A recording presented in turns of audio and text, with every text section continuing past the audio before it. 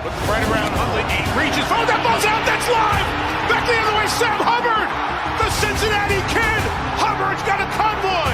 Chased by Andrews. At the 30, the 20. He will score. To the end zone, down the field, and it is deflected and gone. Touchdown, A.J. Green. Over goes back to throw. Men are coming late. Looks right down the middle. There's Eddie Brown. He has it at the 35 to the 30. He may go 10-5.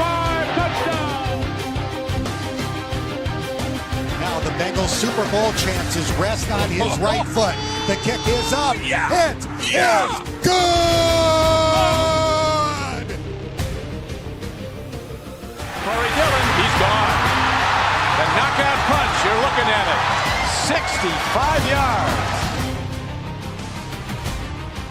And then back to throws. The blitz is on. Goes long, intended for Collinsworth. He has it down to the 20. Touchdown. And Chris Collinsworth. Throwing the long ball.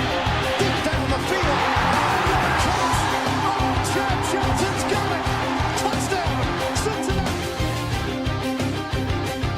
Look at Chase go. Oh my goodness, what a gear he just found. Chase for the touchdown. Wow, Chase is on the case. It is no fluke. It is a fact.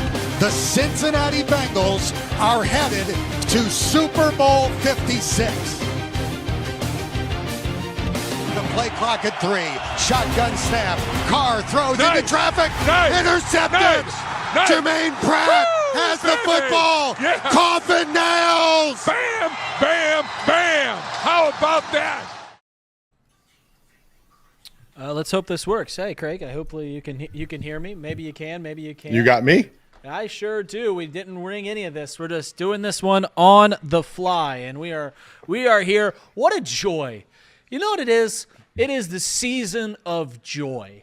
Now that Thanksgiving is over, we're in Christmas time, and the joy is being a Cincinnati Bengals football fan. Yippee! 44-38, the final score, as the Pittsburgh Steelers have their best offensive output in 6 seasons against our defense. We score 38 points, and once again, it's not enough, Craig. Thanks for joining in. Nowhere I'd rather be, Reed. I mean, really, on this beautiful December Sunday afternoon, nowhere I'd rather be than right here with you talking about another Bengals loss. Let me tell you. It's so you see the J bar, and I threw it together 5 minutes ago because I forgot how to do all that stuff, and I'm filling in for Jacob and everything like that. We got officially done. Speechless. Defense is a joke. 30 points again. Who cares? As that's my new Twitter handle. You see it right here at Who effing cares, because that's where I'm at as a Cincinnati Bengals fan right now, because we do this thing where we watch the game. And it's we got a lifespan as a Bengals fan. And the lifespan is we watch the game. We're so excited. We wake up on Sunday. I don't know what your game day rituals are, but I wake up and I literally play Welcome to the Jungle. And then I play this little playlist that plays nothing but songs that play in the stadium, or pretty much any song that has a jungle or cat reference in it, like Cat Scratch Fever or Jungle Boogie. And I listen to those songs all day, and I'm like, I got to watch Joe Burrow play football. I got to watch Jamar Chase play football. I got to watch the Stripes, beautiful jerseys. And we get to the game, and it's misery for 3 hours. And then I sit all day Sunday, and I'm like, God, that was miserable. That was miserable. And then I wake up on Monday, and it lingers away a little bit, but I'm still like, that was miserable. By Tuesday, I'm sitting here thinking, the season's my map and my brain will be like, if we win this game, we win this game. They lose this game, we win this game. We're all the way back in the postseason, and the Bengals are once again the best team in the National Football League. And that lifespan is officially done, because now the Bengals are 4-8, and about 36 things happening, including the Bengals winning out for the rest of the season. They're not making it. They're not making it, and they shouldn't make it, because they are a bad a bad football team. But Craig, I guess what I'm saying is for ever since about week 4, we've said this is a must win, or this is a can't lose, or this is a gotta have it, whatever dumb thing, whatever thesaurus we opened up for must win and found synonyms for. That's done because the season is officially done. Oh, are you finally throwing in the flag? Jacob and I literally brought out the playoff machine on Tuesday because he was so in on the fact that we were going to beat the Steelers and go on to make the playoffs this year. I did see an interesting stat this year. If you do want some hope, if you lose to the Steelers and then win out, you still have a 36% chance of making the playoffs, according to certain websites. So, all right, New York Times says there's still a chance. There's still a chance. Back on, baby. Bring it on back we're when done. Season's it's over. Because what about this team? I've been out on this team for so long. I mean, you guys watch the show every week. I mean, look, I watch this team week in and week out, and I watch them make the same mistakes over and over and over again, and the same holes pop up over and over and over again. And they've done nothing to address it throughout the first 13 weeks of the season. And I don't know why we would have any faith that they would do anything to fix it over the last 5 weeks of the season. Like, at this point, you just have to acknowledge the fact that Lou Anarumo, who decided to zero coverage on 3rd and 9 at the Pittsburgh 42, was a good defense. And they give up a 40-yard bomb to Van Jefferson. Like, at this point, you just have to throw in the towel and acknowledge the fact that, 1, this isn't a good team. 2, I don't think this is a very good coaching staff. And 3, the team outside of Joe Burrow and Jamar Chase and T. Higgins are just not talented enough to get it done. Yeah, you brought up a couple things that we can point on. And I think the last time I did this show, it was a hodgepodge of just worn out. And I feel a little more focused in today than I did back then. So I'm not going to go down the rabbit hole of talking about coaching staff and what changes need to happen there. But I guess where I'll start is I'm where you were a couple weeks ago, is that, yeah, the same mistakes happen over and over again. And you can fool yourself thinking into like, if just they get a little better defensively, this is a postseason team. But this was in a season of historically bad defensive performances. This was the worst. This was the worst. The Steelers were scoring points since Russell Wilson became their quarterback. But it's still like this lingering, the Steelers team isn't very offensively inclined. Ever since Mike Tomlin's taken over, they're not all that offensively inclined. And we give up 500 yards, 44 points. They turn the ball over. They give us a pick 6. They gift us a pick 6 to start the game. We end up scoring 31 points on top of that pick 6 that they give us. And we're still looking up, and really, like, the entire fourth quarter knew the game was dead. This, like I said, we're seeing the same mistakes like you said, and somehow, some way, this game is the worst defensive performance of the year. Do you share that assessment? Do you think this was our worst? Because I can't, like, I think of the Commanders was really bad, but this one, for some reason, just feels especially bad, and it's a game where we got a pick 6 defensively. I mean, it certainly feels really bad, but you're not helping yourself by giving the Steelers 3 extra possessions by turning the ball over yourself, right? So you get the interception, which was tipped by Cam Hayward at the line. Yep. Nothing really that T. Higgins can do at that point, but he tips it up in the air, makes it an easy INT for the Steelers. Joe Burrow with the 2 fumbles obviously doesn't help things either. Lost both of them, one of which is returned for a touchdown. I mean, you're not helping yourself on offense with a defense that is subpar. And so, you put up the 31 points on offense, but defensively, you're just not put in a position to succeed either. So, it's one of those things where, like, at some point, if you're Joe Burrow, you probably are getting pretty down on this season as well, right? You're getting attacked play after play after play. You're having to scramble and getting hit and all of these things. Look, the defense didn't do well today. I think if you would have told me coming into this week that we would have held the Steelers to 110 yards rushing on the game, that I would have signed up for that immediately and said, oh, man, we're going to win this game, and we're going to win this game handily. But then you look and you give up 414 yards to Russell Wilson, a number that he hasn't eclipsed since 2017. Yep. And you're just sat there pondering yourself, How did it get so bad? You got very little pressure on Russell pretty much all day. He picked you apart in that first half, just dumping it off. I tweeted it out. I don't remember the exact number off the top of my head, but in the first half, Russell Wilson threw the ball like 85% completion rate within 10 yards of the line of scrimmage for 197 yards, I think the number was. I mean, he just picked you apart, and then that opened up the deep ball in the second half because they had to, clamp down on the short ball, and you're able to hit plays like that Van Jefferson one over the top once that happens. And it just, it's the same story over and over again. Now, you were lucky. I don't want to say lucky. The defense played well in the second half against the Chargers, but the first half was very similar against the Chargers as we saw this week. But the adjustments that Lou and the defense were able to make in the second half has really been able to save this team a little bit over and over throughout this season. We made 0 adjustments this week, it felt like. I don't know how you felt, but it didn't feel like Lou really made any adjustments in the second half to try and change the way this game was going. So, yeah, the way the game – you brought up 110 rushing yards. The running backs combined, their 3 running backs – I'll do this just quick math here. They had a combined 150 receiving yards because it was the same play over and over again. It was the Bengals are going to bring 6 guys. They're going to put pressure on Russell Wilson, make him make a decision quick. And the decision was always, all right, Najee Harris, Cordell Patterson, or Jalen Warren are going to step right up through the middle of the line, not ship a single blitzer. We're just going to dump it to you, and it's going to be 12 yards. And that was incredibly evident, not like in the first half. It was evident on the first drive. Every chunk play they had was the exact same. The Bengals brought 6, maybe 7, and then what the Steelers do? Step right up, Najee Harris, 12 yards. They did that play over and over again, and you're thinking, okay, I like the idea. Clearly the plan was to make Russell Wilson make quick decisions.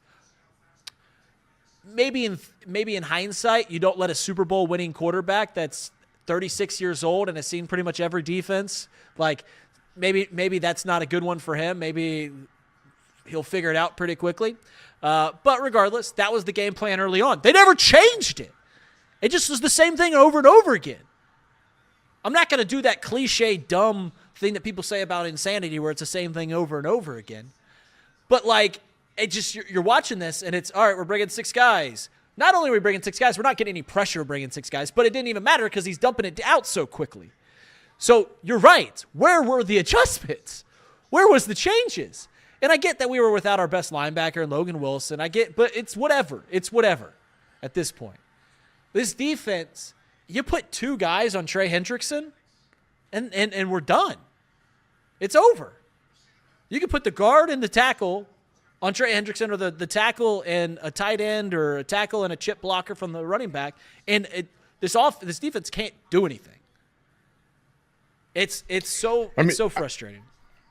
You bring up Logan Wilson. I think you have to talk a little bit about this linebacking crew and how poor they were tackling today. Logan Wilson by no means is a good coverage linebacker, but what he does bring you is sure tackling once that ball is caught. Yeah. And it felt like time and time again, Russell Wilson would dump it off over the middle, and then they'd pick up chunk yards because we couldn't tackle. In the first half, he's 7 for 7 over the middle within 10 yards of the line of scrimmage, but those 7 completions go for 87 yards. Every single time that he would dump it off, they'd be able to pick up 10, 15, 20 yards because the linebacking crew couldn't bring down the ball carrier. I remember back to that little sequence where it felt like they went to Cordell Patterson over the middle, I think 3 times in a row, basically. Yep. Just a quick dump off right on the middle. It wasn't even like a outlet pass. It was literally just designed, I'm going to go to Cordell Patterson right off the bat because I know that we're going to be able to pick up chunk plays. And every single time he was wide open, and then he's able to turn and pick up more yardage because this linebacking crew just didn't feel like they wanted to hit today. And that felt like one of the themes throughout the entire game was guys like Jermaine Pratt and Akeem Davis-Gaither missing tackles. And I'll have to pull up PFF to see what they ultimately gave in terms of missed tackles in this game. But it sure felt like a lot. Early in the game, there was certainly a lot of missed tackles on Najee, Cordell. and everything like that. And yeah, it's me and my friends have this joke where it's like it doesn't matter what Lou Anarumo draws up on the board if we don't wrap up, and that's true. And that's true. Like the goal of the defense is to bring down the ball carrier. You can't do that, you're not very good. Similar to how if you can't move the ball offensively, you're not very good. It's just that's 101. And it's just I don't know how it got so bad. Craig, and I'm speaking like someone that's talking to his pastor right now or his priest. We're like, I don't know what happened in my life. I'm like, you're my therapist right here. It's like I don't know where it goes, because in 2 years' time we went from having what a lot of people in this city perceived, I wasn't one of those people, but it was certainly good, perceived to be the highlight of the team, which was the defense. And even in that short stretch last year, that 4-game stretch where we looked like the best team in the NFL, our defense was great, to where it's at now. And people can lament on Jesse Bates. They can lament on DJ Reader. That's fine. That's great. Maybe you guys are right there. But those players, I don't see how even having those guys on the team make this team so like even close to being competitive. And this is where my football knowledge is shrinking, because I'm watching this team and and as the J-Bar says, I'm speechless. Because there's nothing worse than having a problem with no solution. I look at this defense and I don't see the solution. They're vague things like, hey, you got to draft better. Sure. But even then, like, is the scheme going to be better? Like, I'm speechless. Like, it's the solutions are both complex and so simple at the same time. And it's so frustrating because it's just absolutely speechless. Absolutely. Well, one of the frustrating parts, obviously, is that there's so many holes. It's really hard to get an agreement on which hole do you attack first, right? There's holes on the offense and on the defense. And so, you're talking about the defense specifically. I mean, the Bengals only have 6 draft picks right now as it stands in the 2025 NFL draft. And, I mean, you could spend all 6 of those and hit on all 6 of those, and you're still going to have holes on this team. And it's tough because you sit and you look at the success that the Bengals have had in the draft, or I should say lack of success that the Bengals have really had in the draft over the last several years. And you have to question whether or not Duke Tobin and Zach Taylor are able to even hit on 6 out of 6 if they were given those 6 picks. And, it just makes you wonder, do you have to go out and move a guy like Trey Hendrickson, who's under contract for 1 more year, to try and get more draft picks, or to try and get another NFL piece that maybe can slot in? But again, to your point, okay, let's say you do go get more talent. Okay, well, is the scheme going to be better? Because again, 0 blitz on 3rd and 9. There's not a whole lot of quarterbacks that are going to go one-on-one in that scenario and be able to pick up a stop in that situation. So I agree with you 100%. It leaves you a little bit speechless. I'm not one to be speechless a whole lot. I like to ramble on and on and on. But I mean, you look across this defense and all of the different positions that you need upgrades at. I mean, both safety positions could use an upgrade. Mm-hmm. Obviously, the linebacking crew can use an upgrade. You need an edge rusher beyond just Trey Hendrickson, and the question becomes whether or not Trey Hendrickson is even on this team after this year. Cornerback is obviously a huge hole. You need multiple of those probably. And so I like you said, this isn't a 1-year fix. And I do think that there's a world where a defensive coordinator can improve this defense, but you're certainly not going to get to the point where you're really a solid defense in the next 1 to 2 years, because there's just so many holes to address. And Zach Taylor and Duke Tobin have shown over and over again that they are willing to address offense before defense, even if defense is a bigger need. Yeah, it's you bring up a pretty good point, and like we're trying to like how many pieces does it need to be a good defense? And Kevin P puts us in the chat, making the defense good enough to complement the Bengals offense is doable. The bar to which our defense has to play to us to be a competitive team, and which is what we're not right now, by the way. I know we've battled, and this is another 1 possession loss and everything like that. And what are they, 1-7 in the 8 possession loss games this year? The bar in which the defense has to play is so low that it feels like it's this team can turn it around next year, right? Like if you get 2 more pieces, then maybe we, instead of having the 31st defense in the league, you can have the 24th and you can win some games. But we know that when it comes down to those games at the end of the year, which is really where the expectations are with Joe Burrow, the ones that are played in late January and early February, you need to have a competent defense. I think, like, what's that commercial say? Like 17 of the last 23 Super Bowl champs have had a top 10 defense or whatever it is. So it's just so far away. And you said we only have 6 draft picks this year. Do we think Zach Taylor and Duke Tobin can hit on 6 draft picks? Well, that's the problem. It's those guys that have to hit on it. We don't have a scouting department on this team, Craig. We're a National Football team. National Football League team. We don't have a scouting department. We just draft whoever. Like the coaches can't go to Athens, Georgia, or Columbus, Ohio, or Austin, Texas to go watch the best college football players and see how good they are. They got to do it from a TV or all 22 film at home, pulling double duty while also preparing for a game. So it's more of the same of where you see where dudes like Carson Palmer 15 years ago talked about how bad this organization is. And you want to be like, all right, screw off, Carson. And I still think that. And you feel like you're getting somewhere as an organization, but the deficiencies are still there. And I'm not talking roster-wise. I'm talking personnel-wise, to where you can't run a team that doesn't simply put, doesn't have a scouting department. You just can't run it that way. Neil McCoy with a $9.99. Bengals went out. Broncos choke. Playoff bound, baby. I'm back in, Craig. It took me 20 minutes. I'm back in. I mean, we're gonna have 3 games that we're gonna be pretty heavily favored in. But golly day.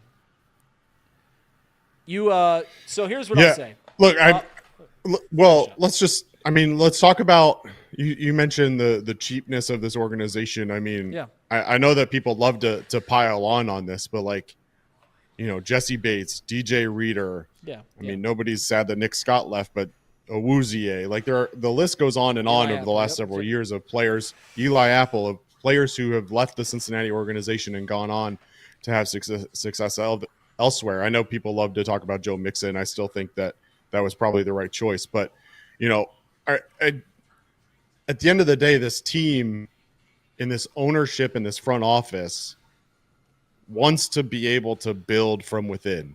And they want to be able to draft well. They never go out and make huge free agent signings. Like, it just doesn't happen. Orlando Brown was an anomaly. Yep. Orlando Brown was an anomaly, 100%. And so if you're going to operate in that way, to have a scouting department of reportedly anywhere from 2 to 5 scouts, depending on who you ask and what the titles mean for each of the people in the personnel department, versus other teams who have 20 to 30 scouts. I just don't understand how you expect to be able to truly scout to find the right fit for your future defense. Like, it's kind of become a running joke where, guys are tweeting out scouts that are in attendance for college football games, and the Bengals are obviously never on that list because they never travel. And, finally we had a scout at the Ohio State Michigan game this past weekend, and that was like some sort of big accomplishment that they drove 2 hours up 71 North to go watch a game. Like, I would hope that you have a scout at every Ohio State game, if we're being honest. Like, right. You should have a personnel that is willing to drive 2 hours to go watch that. So it's just a frustrating moment. And Jacob and I talked about it last week or 2 weeks ago about, the image of Mike Brown sitting in his ownership suite at the Chargers game and Katie Blackburn with her back turned in disgust. And it's just a very clear indication of how Mike Brown views this team. He doesn't care about winning. He never has. And until he's no longer in control of this team, I don't know that changes. I don't think that. I don't like being the fan that goes, our owner doesn't care about winning, I think there's just probably a little bit of hubris in his mind about, because clearly, like, you're not going to go to every game. You're not going to own a team if you don't care about the team doing well. But there is a bit of hubris on how you get there, and instead of just conforming and spending the money, it's clear that he's just like, we'll figure it out some other way. But yeah, it's just and well, I think there's a difference between buying a team and inheriting a team. Yeah, that's true. That's true. Right? Like that's true. If Mike Brown had put his hard-earned money into this team and bought it and knew that he needed to win in order to protect his investment, that's a lot different than being handed a multi-$100 million organization and allowing it to just do nothing and still appreciate in value because of how the NFL as a whole is going. Yeah. Neil McCoy with a $10 super chat said, I need off-season talk. Draft picks, new coaching staff, give it to me. There'll be plenty of time to talk. Sorry, we're gonna not do draft picks today. I'll say this about the coaching staff, and I flip-flop on this so often about my opinion on what needs to be done when it comes to the coaching staff. Clearly, there needs to be some change, whether it be Lou Anarumo gone, Frank Pollock gone, whoever you want to pitch the blame on. They're gonna have to crucify somebody to just feed the fans something at the very least, right? Like they're gonna have to give something, whether they want to or not, because the fans will absolutely go nuts if they don't. My opinion on Zach Taylor as the head coach of the Bengals is that he's a good coach. People want to say he's a bad coach. I think he's a fine coach. I just think we play in a division, in a conference, where there are so many better coaches that when you play teams like Jim Harbaugh's Chargers, when you play teams like Mike Tomlin's Steelers, when you play teams like John Harbaugh's Ravens, when you play teams like Andy Reid's Chiefs, that you feel at the end of the game like, oh, man, we just got out-coached. We just got straight up out-coached, and I'm tired of feeling like that. I'm tired of doing that. And I know the thing about Zach Taylor coming into the year was he should just be the head coach. Don't worry about play calling. He's a terrible play caller, all this stuff. Well, this team's scoring more than they have ever scored. That stat, that graphic, and I don't know what it was based off, that came out over the weekend about Zach Taylor's the best play caller in the NFL, whatever. I think I saw Kevin O'Connell and Shane Steichen at the bottom of that list. So I'm like, all right, maybe you need to readjust your algorithm that got there. But like I'll give Zach Taylor credit in that if he's calling plays, this offense, he's the offensive side of the ball coach as well as being the head coach, and this offense has never looked better. This offense has never looked better in the Joe Burrow era, so I'll give him credit there. But I am tired of watching games where we play teams like Mike Tomlin, and everyone in our division has a better coach. Most of the good teams in the AFC have a better coach. You go down the list, it feels like we have like a Geno Smith as our quarterback, right? Like when you're a Seahawks fan, you can talk yourself into Geno Smith week to week. Like, oh, he had a good week, he had a bad week. It was similar to like when we had Andy Dalton here for a decade. He was fine. He's a good quarterback, had a great career. But it was pretty clear early on that he was limited most of the time, and that's where Zach Taylor is. He's a fine quarterback. He's a fine coach. But he's not someone that's going to completely revamp or fix all these incredibly apparent problems. So if that's the case, then maybe we should part ways with him. The problem is that in order to get the names that everyone's floating around, the Mike Vrabels, the Ben Johnsons, whoever, the Bill Belichick's even, you're going to have to pony up $12 million, $15 million, whatever those top-end coaches get paid. And not only is Mike Brown not going to do that, but then he has to fire Zach Taylor and pay him to not coach the team, and Mike Brown sure as hell ain't going to do that either. So I like to talk about solutions to problems and realistic ones, and Zach Taylor being the head coach just seems like it's going to happen, so just get over it, right? Like it's just, I don't know. We can complain about it, but there's nothing that's going to change there.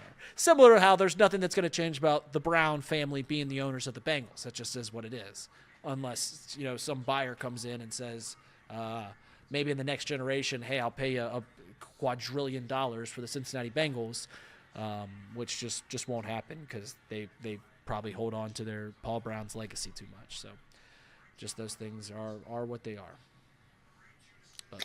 Yeah, I think, when you talk about it, you certainly Zach Taylor is bottom half of head coaches in our division. at best, right? At best, he's third above Kevin Stefanski. I think there's a lot of people that would argue that Stefanski is above him. I think the problem is that Zach hasn't necessarily surrounded himself with coaches who have allowed him to focus on his job, right? So when you've got Lou Anarumo, who defensively, we had a good year back in 2021, but other than that, have kind of struggled the last 2 or 3 years. We brought in Frank Pollock, who was a long-term offensive line coach that people thought he'd come in and fix this offensive line. That hasn't happened. You just look around and it's just all over the place. There are holes, and just the Bengals organization as a whole very rarely make any changes. Yep. And I think a lot of people are holding on to hope that maybe Lou would be gone after this year, or maybe Frank will be gone after this year. Certainly not going to happen in season. I know there's a lot of talk on X.com right now about Lou and about Frank, and even Zach at this point shouldn't be here next week. You just got off a bye week. If you were going to make changes, it was going to happen last week. Right. It hasn't happened. This is your coaching staff moving forward. The question that I always ask myself is, did the Bengals organization earn those back-to-back AFC championship games, or did they luck their way into them? And I don't know that I can confidently say that they earned those trips. I think you look at the fact that they, quote unquote, lucked their way into Joe Burrow. They lucked their way into Jamar Chase. Yeah. Zach Taylor, is he really a Super Bowl caliber coach, or did he just get lucky with a defense who happened to come together for a stretch down the back end of the year that gave them enough to get into a Super Bowl? And to the point earlier in the show, they got enough out of that defense back then to get to the Super Bowl. That same thing can happen now. This offense is still good enough to get to the Super Bowl if you have a good enough defense. But right now, this defense is potentially the worst in the NFL. And as a result, your offense is put in a position where it just absolutely has to be perfect every single week. And that's just not reasonable to expect. Right, and yeah, let's talk about the offense. They lose, again, putting up 38 points this time. I think the offense, they scored 31. So the fact that an offense can score 31 points despite turning the ball over 3 times shows you just truly how utterly gifted they are, how great Joe is, how great Jamar is, how great T is. Orlando had a shaky game, I think, today. But he was his first game back in quite some time. He's been pretty good this year when he's been out on the field, so I'm not worried about Orlando Brown. I don't know what was the stat that came out 2 weeks ago that said there's been 7 losses, something like this, 7 or 8 losses now, where a team has scored 30 points and lost the game, and now the Bengals are 5 of them, whatever that stat is. So that continues that trend. Joe throws for 310 yards. We rushed for 93.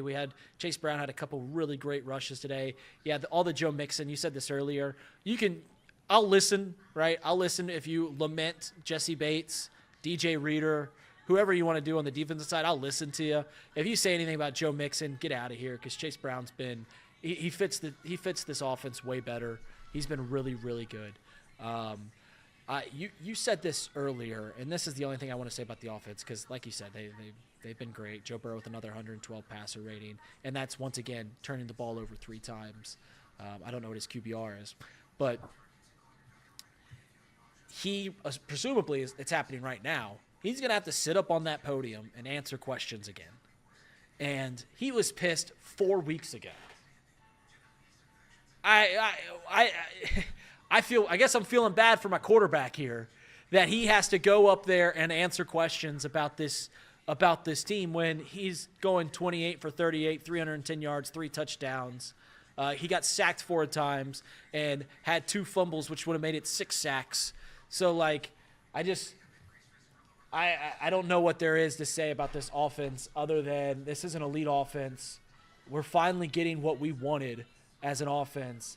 And it's just a crying shame that it's all for naught. It's all for nothing. Chad waits with a $5 super chat. Fire everyone, or me and Zebra protest. I'm tired of this, Grandpa. Well, as the meme goes, that's too dang bad, because this is our reality. This is what we're dealing with. Yeah, you're just talking about Joe Burrow is on the podium right now, and a quote that just came out. I feel the pressure on me to be great. I have to play to the ultimate peak of my ability for us to win. Right. I Yeah. mean, you're 100%. He's unfortunately, he is right. At the end of the day, Joe Burrow has to be perfect every single week in order for this team to win with the way that this defense is performing right now. And the most difficult part about it is that everybody in that locker room knows it too. Yeah. When everybody in that locker room knows how bad this defense is, all it does is create this level of animosity towards your teammates, which Zach Taylor can be the best culture coach in the NFL. But at the end of the day, when your defense is this bad, there is bound to be animosity, and it is going to build up and build up and build up. And to Joe Burrow's point, if Joe Burrow isn't perfect, and if this offense isn't perfect, and we saw it today, 3 turnovers, this defense is not good enough to win you those games that otherwise you probably could win with a semi-decent defense, right? Let's say you hold the Steelers to just 1 field goal out of those touchdowns that you give up. That's a completely different outcome and a completely different game and a completely different approach. But just over and over again, Joe Burrow has to be perfect. And what's crazy to me, I'm looking at this now, and obviously we're going to watch film this week, and we'll be back on Tuesday with a breakdown. From a pass blocking perspective, this offensive line actually graded fine. Yeah, they did fine. The problem was, and I'll be interested to see what happens this week. Orlando Brown Jr. did not look healthy to me today. Mm-hmm. And he was very slow, and you saw it on the last play the strip sack fumble recover touchdown. I mean, he got beat on speed, and he wasn't anywhere close to picking up that block. Yeah. If he's not fully healthy, I realize how bad the interior of the offensive line has been. But if you forced him back just because you wanted to be able to move Cody Ford inside and bench one of your interior offensive linemen, it showed today that was a bad move. And I'm interested to see what happens moving forward if Orlando Brown Jr. continues to play, or if they sit him down a little bit longer with that tennis thigh or tennis leg or whatever it was that he had, that injury that when I looked said that recovery can be anywhere from 6 weeks to several months. So I was a little surprised that people thought he was a week-to-week candidate to begin with, but I don't know. What's your thoughts on Orlando Brown Jr. in this offensive line? Orlando Brown, you're right. He didn't look fully healthy, and him playing is just another symptom of losing. And what I mean by that is, you've watched a lot of sports over the years. I've watched a lot, been on some sports teams that there's this old saying that winning solves everything. When you're just winning, things just seem to keep falling in line for you. And when you're losing, the opposite's true. That's that old Lombardi quote. He's like, winning's contagious. Unfortunately, so is losing. But when you start losing, and when the season's on the line, you make decisions, and that's where the Bengals were at. The seasons were on the line, and Orlando Brown's like, I got to play because we're playing, a great pass rush, and I just got to be out there. I'm the best guy on this line. And that's a symptom of losing games. If this team is around 500, Orlando Brown probably doesn't play today. And he takes it off because he's got to get healthy for games that are more important. But because you're losing games, you only magnify things that need, and you rush things. You rush injuries back. You make rash decisions. Like, I was watching another example of how contagious losing can be and how it puts kind of a magnifying glass, and winning's the complete opposite. You watched presumably that Lions game over the weekend or on Thursday, and they run that play with Penei Sewell where he's gonna throw the ball, right? They're gonna have their tackle throw the ball. You can't call that play if you're a losing team. Because if it doesn't work, you are crucified. You can do it when you're 10-1 because, like, what do you have to lose? But it's just like Orlando Brown. Yes, he clearly wasn't healthy. He had to come back today because we were playing a really good pass rush, and he hit it for the most part. But when probably the biggest play of the game, that scoop and score, was because of him, and that's just a symptom of losing. It just straight up is a symptom of losing that he has to come out there. Like I said, if you're a 500 team, you don't have to play there, Orlando Brown. It just is. And I don't know where else we go from there. I don't know if you have any other things that you want to get off your chest, but The final thing I want to say is just like, who cares? But go on, Craig. Well, let me just say this, and since we're talking about 30 points again, I don't think you said it, so I apologize if you did, but the Bengals in week 13 just tied an NFL record with their 4th loss, having scored 30 or more points in a season. Four losses this season, having scored 30 or more. That ties the NFL record with the 2002 Kansas City Chiefs.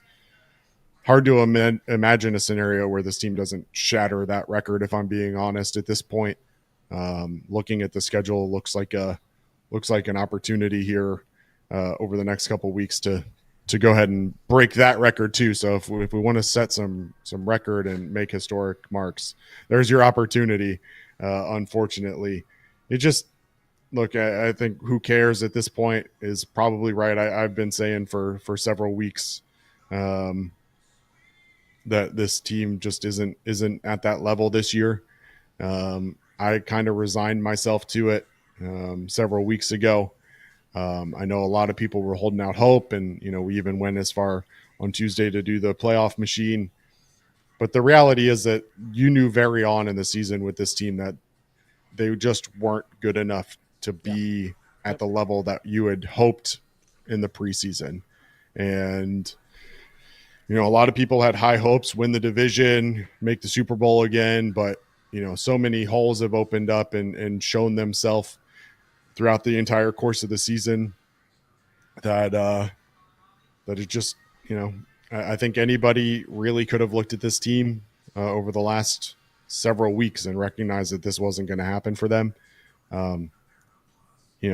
Obviously we care, and we care a lot. That's why we do this show. That's why, I went to every game when I lived in Cincinnati and had season tickets and all those things. Like, I care, I do, but I'm also, you have to be a realist with yourself, and you can't allow, a professional sports team to affect your mood and your outlook on life and all those other things. And, it's tough, and certainly going to be tough to go about, but, I think you look at, I'm looking at quotes as they come out in this post game, and it just like, I don't know why I would invest my mental health into something like this. And when, guys are asked in the locker room and kind of ask about how they can improve and get better, and their response is that that's above my pay grade. Like, my outlook on this is going to be very similar to theirs. And right now theirs doesn't seem to be that they have or want to have an answer. So why should I? Yeah, no, it's who cares? It's you famously, I think you got in some trouble during the Red season about saying don't let these your favorite sports team ruin your life. Don't let them ruin your week. It's hard not to do that when we care so much. But yeah, go outside. Go have some things. I was just looking. You said 4 losses when the Bengals score 30 or more points. They are 2-4 this season. They've scored 30-plus points 6 times. They are 2-4 when they score 30-plus points. How is that possible? Crazy enough, when the Bengals score 21 points or fewer, they're 2-2. 2-2 when they score 21 points or fewer. 2-4 when they score 30-plus points. And 0 when they score in the 20s. So it is what it is. It truly is just, this team is something else. You know what's crazy? And I was checking my phone while you're making your last point, is about how easy this Bengals schedule is. And I'll say this. Every win that the Bengals have are against really bad teams. But they only have like 1 loss against a bad team. Like, they have eight losses, 7 are against playoff teams. So we looked at this season and looked at this schedule and going like, this schedule is going to be a cakewalk. I don't think it quite was that. I don't know what our strength of schedule is. I know it's really low, but it's just like, I'm looking at 8 losses. Sorry, I'm just responding in real time to a Chatterbox group thread. That was a text from Trace. He said, "This is the easiest schedule ever. How is the season over?" I was like, I don't know, was it? But I don't know, Craig. We'll wrap it up because I'm a bit worn out talking about the Cincinnati Bengals.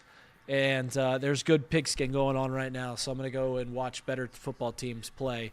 But one thing that you said that I think described a light, and I've been thinking about this, about the NFL season in general, is we react in real time to all the twists and turns of an NFL season. Teams play really great, then they suck, and then, like, I'm talking on a grand level. But at the end of the year, you look back, and besides like one or two surprises, you pretty much knew going into the year what you had. Like we can look at, if you're just looking at the NFL schedule right now, yeah, the 49ers not being that great, pretty surprising. Maybe the Commanders being pretty good is surprising. Pretty much everyone else, we knew we were going to be good going into the year. We knew the Chiefs were going to be good. We knew the Bills were going to be good. We knew the Ravens were going to be good. We knew the Lions were going to be good. Like, we knew the Eagles were probably going to be pretty good. So I think about this Bengals team, and we respond to all the twists and turns, the highs and lows. It's like riding a roller coaster at Kings Island. But pretty much week 3, I think when we lost to the Commanders, we're like, this offense is great. This defense sucks. And you go through the year, and pretty much what you knew in week 3 is what we know here at week 13 when the season's officially done, is that the defense is terrible, the offense is elite, and this team isn't anywhere near being a playoff contender. Even playoff, and they won't be anywhere near the postseason at the end of the year. But, Craig, thank you for being in here. Thank you for my rambling thoughts. I'm sorry. One day I'll make sense throughout an entire show. But it was a lot of fun. The game wasn't a whole lot of fun, but it was fun talking ball with you. Guys, thank you so much for everyone that was in the chat. We have 78 likes. If we can get up to 100, that'd be great. Jacob will be back on Tuesday. You guys will dissect the game film. I'm sure there will be a lot of dump-offs to running backs and some turnovers and all the good stuff. As you guys are putting in all of the quotes from Joe and Zach and everything like that. And to be honest with you, there's 153 people in this stream right now. I'm going to be honest with you. I don't have it in my heart to react to those quotes live because they're probably going to break my poor little heart. I'm trying to do exactly what this says right here. And who cares? I'm trying not to care. Craig, any other parting thoughts as we wrap this thing up? No, I mean the parting thoughts are that you've got potentially the best quarterback in the NFL, and the window is forever, and there's a lot of work that has to be done. But just like most fans, come this off season, I'm going to put my rose-colored glasses back on. I've turned all black for this season. I'm wearing my all black for this season, but come next year, I'll be right back with it with my rose-colored glasses, and I'm sure, like many, I'll be projecting the Bengals to win double-digit games and fighting for a Super Bowl again. So I look forward to that day. In the meantime, that Jacob and I will be here to take you through the rest of this season. But I'm looking forward to this offseason, and we'll have plenty of content throughout the offseason and the draft and everything else as we look forward to 2025. Unfortunately, you got 5 more games to get through before you get to that postseason. But Craig, it was a pleasure. You're looking great. The good news: how many pounds are you down? I don't know if people follow your weight loss journey on Twitter. I don't mean to put you on the spot if you don't want to answer that question. That's fine. No, you're good. You look great. I appreciate that. Thanksgiving got me a little bit, but I think I'm down about 110 pounds. So that's incredible. Working on getting the health in order and making sure that I can be there for my daughter long term, and certainly don't want to be one of the statistics. And so putting in the work, and appreciate the support of everybody. And yeah, long way to go, just like this Bengals team, but progress nonetheless. We see you guys. Thank you so much for being in here. The Bengals lose another one, 44-38. Russell Wilson, most rushed passing yards since 2017. Steelers, most total yards in a regular season game since 2018. Another historic loss for our beloved Hoo Days of Cincinnati High. See you next time, guys.